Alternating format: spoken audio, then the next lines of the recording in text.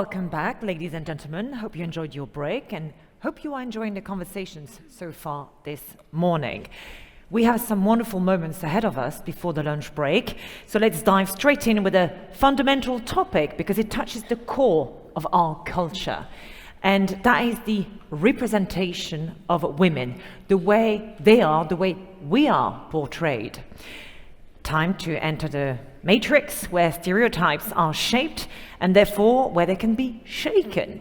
So let's look into advertising, cinema, fashion, and for this fascinating discussion, to be moderated by Francesca, please give a very warm welcome to our participants, Agathe Bousquet, Delphine Viguier, Rimke Ricci, and Cinder Brunner. And please give them a warm welcome there again. Thank you.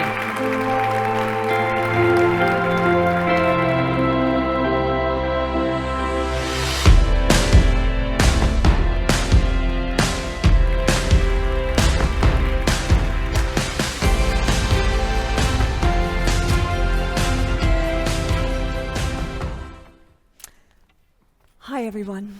I love this topic, don't you? How do we see a woman? Is she beautiful? Is she ugly? Is she a witch? Is she a good mother? Is she a bad mother? A godmother? Not a mother?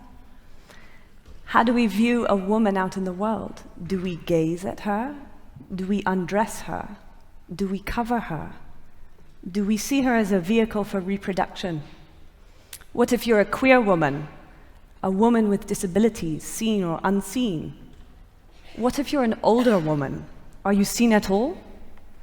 Here's the truth. We have all been raised in an ocean of stereotypes. We are raised to know how a woman should behave and should act. We know that there are ways to be a good woman or a bad woman. And I think we all know that reducing a woman to mere stereotypes is a terrible thing to do. And luckily, we have some women here, all amazing, who are trying to change that. So let me introduce my amazing panelists. I have Agathe Bousquet here. She's president at Publicis in France. I have Delphine Viguier down at the end, directrice at L'Oréal Paris. I have Rimke Ricci in the middle. She's a film director and an actress. And I have Cindy Brunner, a model, also in the middle. Thank you so much for, and also an author, please, very important. And all sort of activists in their own way. So we're going to begin the conversation. I want to talk a lot about stereotypes and how we're breaking them down and how we present women and how we are going to change our presentations of women. So Agathe, I want to begin with you. Get ready. Yeah, okay. It's not going to be scary. It's not going to be scary. We're all on the same page here. Okay. You and I have talked a little bit about kind of traditional advertising and how we're breaking that mold. And I think when we think of the model of very, very classic advertising, we imagine the woman in the kitchen or she's doing the laundry for her husband. And you've described that as lazy advertising. Explain what happens, well, first explain what you mean by lazy, if it's not obvious, and then I want you to explain a little bit what happens when we stop with lazy advertising. How does that change advertising? Okay, so it's a very tough question, but because there is a tension, advertising, as you know, it's about create an affinity between a brand and people at high speed. We have to make shortcuts in order to be understood, so we don't have much time. And that's why for decades, I think the sector, the industry was quite lazy. Women in the kitchen, men driving cars, to be very quick, in order to be, again, very understood in the first place. And I think it's not interesting and it has no impact. And we have made a lot of progress because it's not interesting and because it has no impact. And we are looking for impacts, compelling with hundreds of messages that we receive every day. And we have a lot of studies today that show that if we want to have impact, we have to not to play on stereotypes and bias, because women skip more when it's based on stereotypes, and women is a big market. And also because it creates bad conversations around the advertising. So the lazy, traditional way to do advertising, of course, it still exists, but it's not what interests us. It's not what is interesting for our sector. And we have strong examples on how we have improved. For instance, when we look at the representation, experts in advertising used to be mainly men. Even when you look at 10 years ago, in France, 90% of the experts in advertising were men 10 years ago. And today, it's more balanced. It's about 40% women and 60% men. So it's getting better. And when you look at cars, when you look at scientific activities, in advertising today, it's majority, it's women talking. Because the most important is not only the way we appear as women in advertising, it's the way we act in advertising. It's not only about saying, look, there are many women in our advertising. No, it's what role do they have? What role do they play in advertising? This is where we need to be super conscious about what we do as marketers. Yeah, completely. And of course, because women are making a lot of those consumer decisions. Yes. I'm also curious. Okay, I'm going to come. I changed my mind. I'm going to come back to you on that. Reem, I'm going to you next. You're a filmmaker. You've been an actress as well. You're a filmmaker. Are your movies feminist? Of course, I'm a movie feminist. But to be honest, at first, I didn't realize that I had a role or that my movies could have an impact on the audience. But actually, I have the attention of millions of people around the world for an hour and a half. So it seems like I have a voice, and with this voice comes responsibilities, because many women relate to the characters I'm creating. So my role as a female director is to shine lights on women, all of them. Women from different backgrounds, from different ages, different races, different body shapes.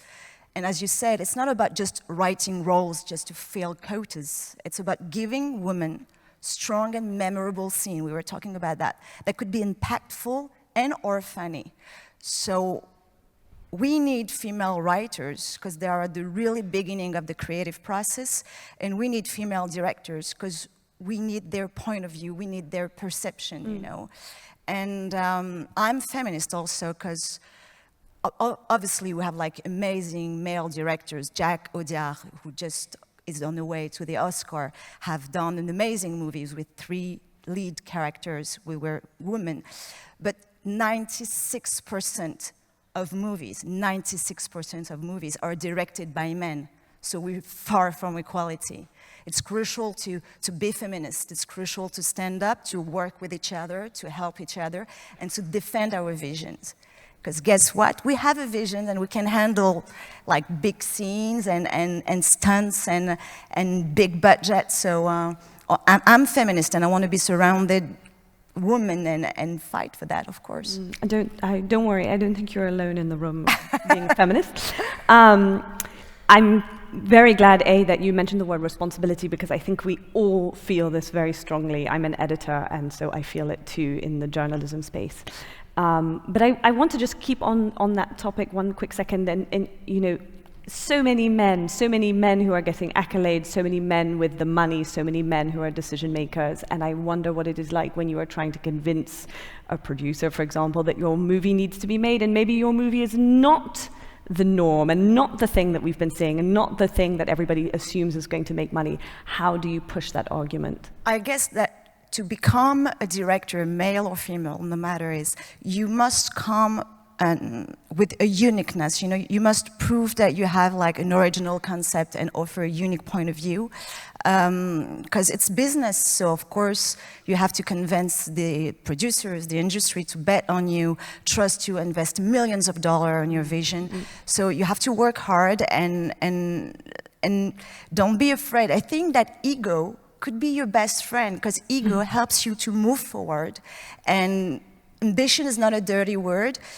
And you just have to believe in yourself, because no one is you, and that's your power. So you come with an original concept and you work hard, super hard, and you will make it. You know, in my last movie, I came up to see my producers, and I wanted to do a movie that mixed CGI, which is big special effect with live action. And my producer were like, nah, we're not gonna do this. This is for like big American productions. And I was like, why not? And he said, because we're Frenchies and we're not used to. And I was like, you know what? Let's be the trailblazer. Let me try to do it. So I worked hard, 3 years on my screenplay, and I've earned the biggest budget a female director has ever earned in the history in France. Thank you.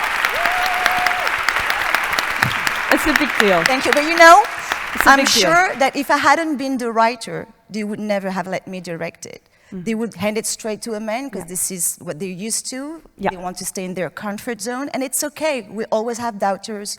We'll always have not believers, and it's a part of the game. It's challenging. Yeah. This is how it starts. You know, let's challenge me. I'll show you the way.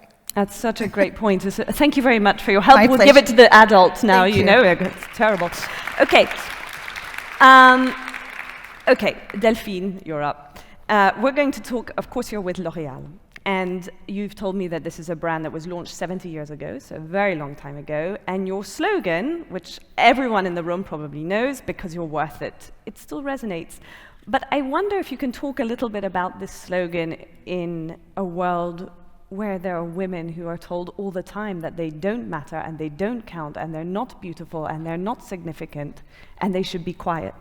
So how do you put these two things together? Well, it shows that it's still a good slogan. It is a good slogan. I would love to change it, but I think it's still very useful to tell the woman that they are worth it. So I have a good slogan, so that's the starting point. No, without doing any jokes on that, yes, we have to prove that the women are worth it, and what we try to do is to make them visible. So of course, L'Oréal Paris is a beauty brand, so I will not build a lot on the way we represent the woman in advertising. We have been the first woman to sign a model that is over 70 years old. We try to represent as much diversity as we can. I know that maybe having Cindy Bruna, a spokesperson of L'Oréal Paris, is not very reassuring for everyone, but still. Definitely not. Yeah, you say that because you are not a black woman, and Cindy could tell you a lot of story about, you know, being like opening a show, opening a défilé when you are a black woman. We had a bit of a story in the recent 10 years in fashion. So it looks easy. We have a bit of a story, but anyway. So we try to represent diverse women, body shape, color, age, but we try to show women in zones and area where they were not expected. So pushing women to be directors. Thank you for being there. We were together in Cannes as well. We give a prize to women for to young women being a director in the Festival de Cannes. So we want to see more women behind the camera. We want to see more women in science. So we create 20 years ago for Women in Science with l'UNESCO. We want to see more women in public spaces. So we launched the cause against street harassment. The thing is to make women visible. And when we are visible, it's easier to gain money, to get money for your movie, to get money and to open a big show of a big fashion brand. And when you have economical and strengths, suddenly equality is much easier. So visibility is a key point. Yeah. Well, I start with the because I'm worth it, and I finish on equality of payments, but No. I'm That's a very- good place to go. I'm I very hope everyone was proud. taking notes on that. Very important. Money is power. Cindy, I really do want to go to you. You were sort of perfectly primed to talk a little bit about how you present yourself. We've talked a little bit about authentic representation, and also some of the challenges were just mentioned in, you know, being. I mean, you're clearly beautiful, if I may. But you hear it all the time. But also you're a black woman, and perhaps you wish to talk about that. So for the story, when I started my career, I came to Paris. I was 18, and I went to castings in Paris for big magazines, and they had many excuses they could have done, like told my agents about not picking me or not choosing me.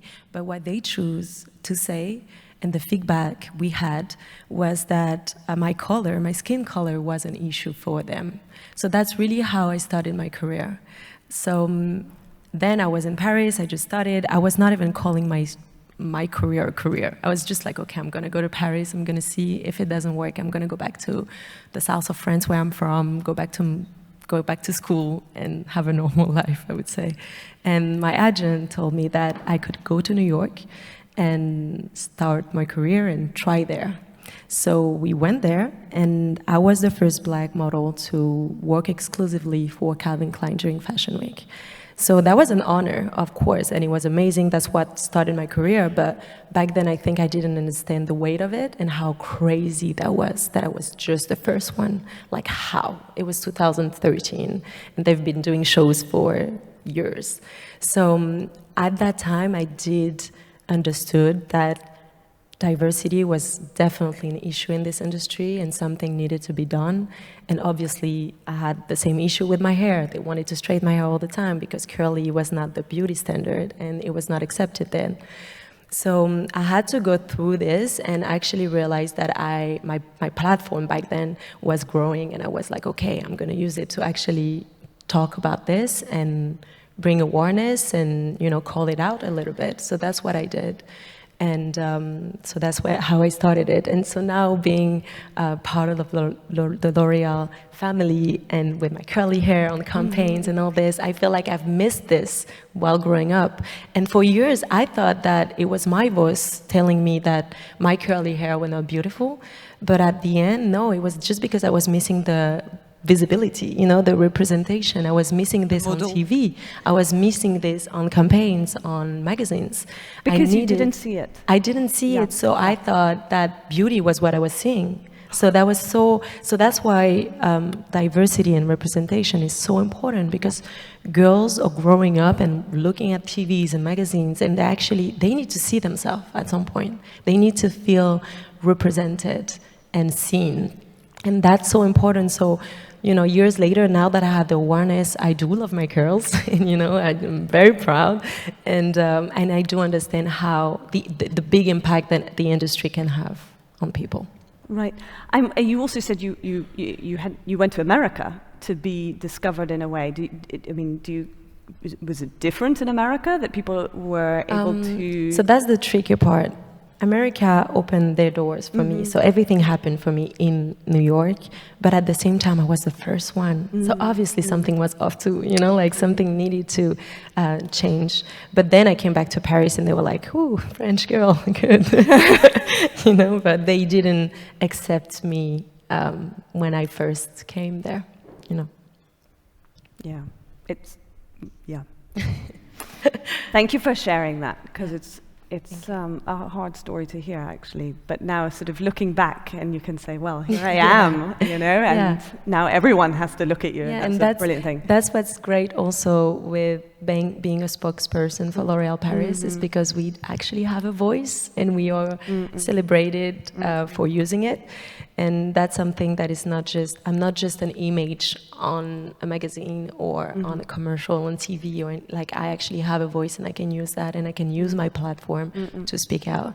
And it's also very connected to the book I wrote, because I needed to break the silence. Why don't you tell us a little bit about your book? I was going to go there next. Yeah. So use a moment. And by the way, before I forget, I will just tell you there's going to be a signing right after this panel. So please go take a look at the book and get a copy. But why don't you tell us just in a couple of minutes about your book? So when... And including the title of it. Yes, so I wrote a book. The name is Le jour où j'ai arrêté d'avoir peur. It's in French. It's the day I stopped being scared.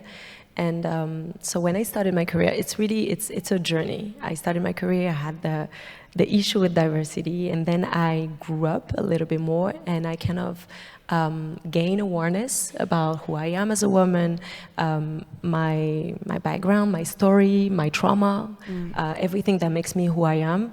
And I had the desire to help in a way, and so I contacted a charity called Solidarité Femmes in France that helps women who are being victim of domestic violence. And first it was just like a little light, you know, like coming into my mind. I'm like, okay, I'm just gonna go and meet them. And actually they helped me more than I helped them. I became the ambassador, but they I gained so much from them because I could actually talk to survivors of domestic violence, connect to the story I experienced during my childhood, talk to professional. I could actually have someone seeing me, you know, and seeing and actually talking about what I went through with my mom and my sister, and for the first time at that time, I had the desire to speak, to talk about my story, something I've never done before. I've never talked about it to even my closest friends. And so this really got me into having the idea to write my story, because I thought that what they gave me, they actually gave me a superpower, the fact that I could talk about it and not feel ashamed about what we went through. And so I was like, okay, if they could have done this, maybe I could do this for someone else. And so during COVID, I had the idea to writing my book with my mom. So we actually break the silence with my family during that time, during COVID, and the taboo was over. Yeah. You know? Thank you. It's about being seen and heard, isn't it? It's about being seen and heard. Yeah. Okay, Agathe. Yeah. Hi. Me again. Let's go back to so, you know, okay, you're at Publicis. We're back to advertising again. And Back to advertising. I'm curious. Let's talk about how we use advertising as an activist tool. Yeah. Not just to sell a product, right? What can we do that's really, we're all a bit activist on the stage. Alors, yes.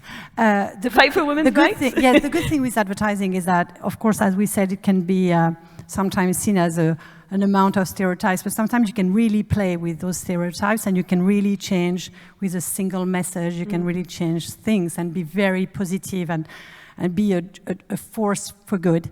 And we see a lot of brands. L'Oréal is one of them, definitely, that care about not being conservative but being progressive with their advertising and change the world, really. And we see that in beauty, but we see that in many sectors where you can. I think about this campaign of AXA that is said being a woman should not be a risk. When you see a woman victim of domestic violence, but that is crazy enough to leave her home, so we can really use that kind of advertising. And there is something interesting about the male gaze that has built all our culture in arts, in architecture, in design, in everything. It's interesting when you play with it. And we did an advertising that probably will be this year the most awarded advertising in the world for Orange, which is a telco company, that played on this male gaze and also on our own bias. It's about the context in a few minutes. It's about the World Women Football Cup.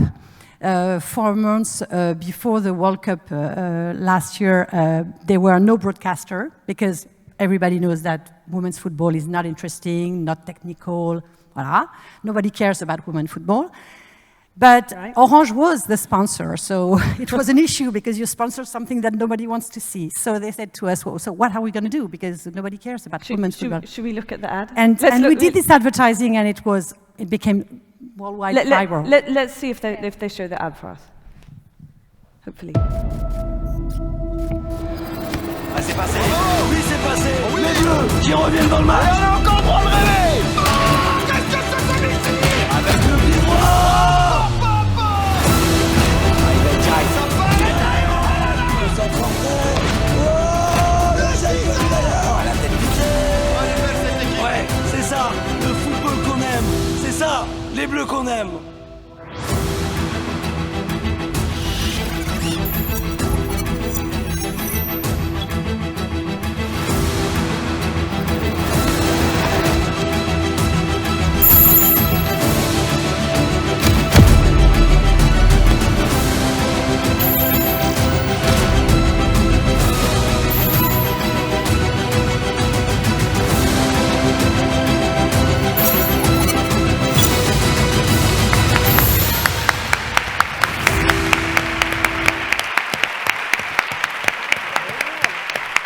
Very good advertising. I'm a bit. This is what I love about our jobs, and this is, I think, why Delphine loves her job too. Is that we create images, stories, so we have a huge power and a huge responsibility, exactly as you said. and we can also be really a positive force. And this is the most viral advertising in 2023, sorry. And it shows something that is actually a truth. Actually, you should know that women's football is actually, and it's proven, more technical. Of course than it men's is. Of football. course we don't. It even, is. We, It is. We And knew nobody it. knows.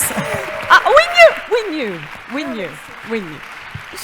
That's an amazing ad, and it made me feel a little bit. Maybe I might even have been crying on stage. It has become an educational tool in clubs, sport clubs, etc., for little girls. Exactly. I think the book that you wrote and that kind of tools can really help also the young girls, as you said. Delphine, let's go back to you. We have talked in our conversation, you know, again, because your brand is so beautiful and everyone is tall and they look magnificent, and you know, but you've also talked about diversity, and also in our conversation we have talked about failure.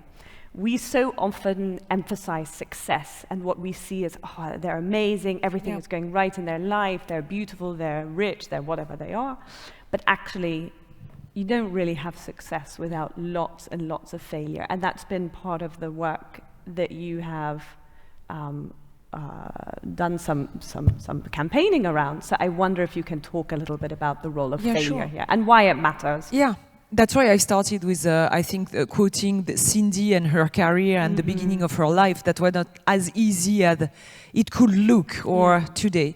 That's true that with the spokesperson of L'Oréal Paris, of course, they are all beautiful and famous, or even if they are diverse, Jane Fonda, Eva Longoria, Hélène Mirren. But the fact is, at the beginning of their career, they all failed.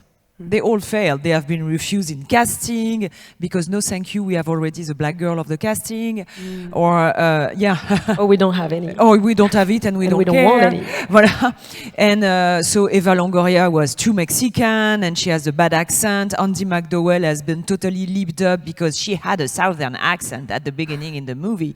And it was impossible to have her in Greystoke, so they lipped up her. And Jane, of course, has been refused everywhere, super challenged by her father. And we have the long list of their failure before becoming one of the women the most seen on the screen for Eva, or a great director, and for Hélène Mirren, and a great actress. And in fact, a winner is a loser that has been trying once again. So the fact that you express your failure is extremely good. You learn nothing from success, nothing. You are happy, you get money, but you learn very few things. And the fact that you share your failure, especially when you have role model, because the subject is a role model of the today's panel. So showing women, giving visibility. And that's why we invented this worth it résumé, which is a résumé of your failures. By the way, it's very funny because we had fantastic stories of our spokes being kicked out of the dance lessons because they were too plumpy or too short. We had a lot of fun to do it, and a lot of emotion as well. And it's important to give confidence to people. Let's try and let's fail. You know, the men, when they fail, okay, they fail. Very often they say, well, it's because of my colleague, my mother, my partner, or whatever. They are super cool. No, we have to be super cool. We have to be super cool about failure. If you want to finger point someone else, do it, but just retry. So we love this worth it résumé. I love this story.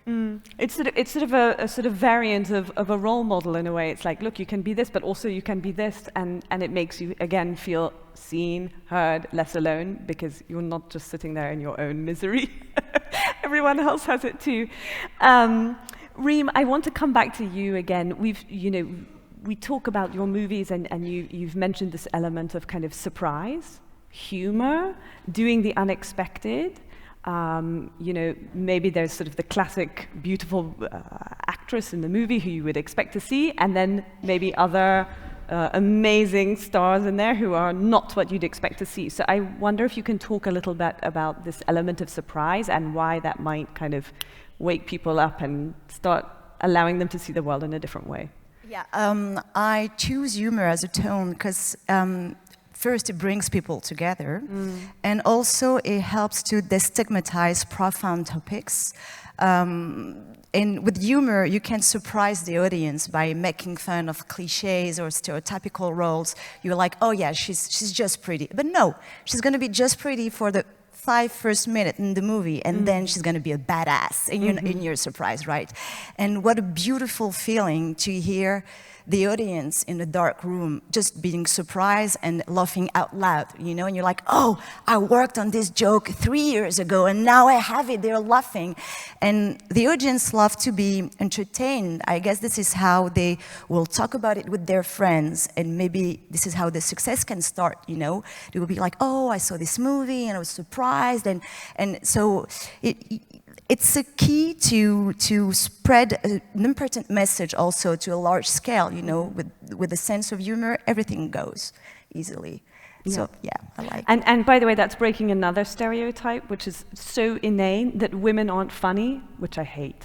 Because women are funny, and a women lot of can women be funny. Yeah, but we're just like scaring men. That's why they're saying this. We're too funny, actually. We're too right? funny with them. They don't understand our jokes. Yeah, because they're just so good. You know, that's the problem. It's See how funny we are? Okay, last question, because we're really out of time. You're a 12-year-old girl, or you're talking to a 12-year-old girl. You choose today. What do you say to her? I say to her, it's not very poetic, but I say to her that you have to be economically and financially independent to be strong. Okay, Reem, what are you saying to your 12-year-old self or another 12-year-old girl? So I'll say the same, because it's so true. And so I also say, dream big, and don't believe in others' limits. If somebody says it's impossible, they're talking about their limits, not yours. So work, work, work, and you'll make it. What do you say, Cindy? Come on. I would say to be gentle with yourself. You will fail, you will do good.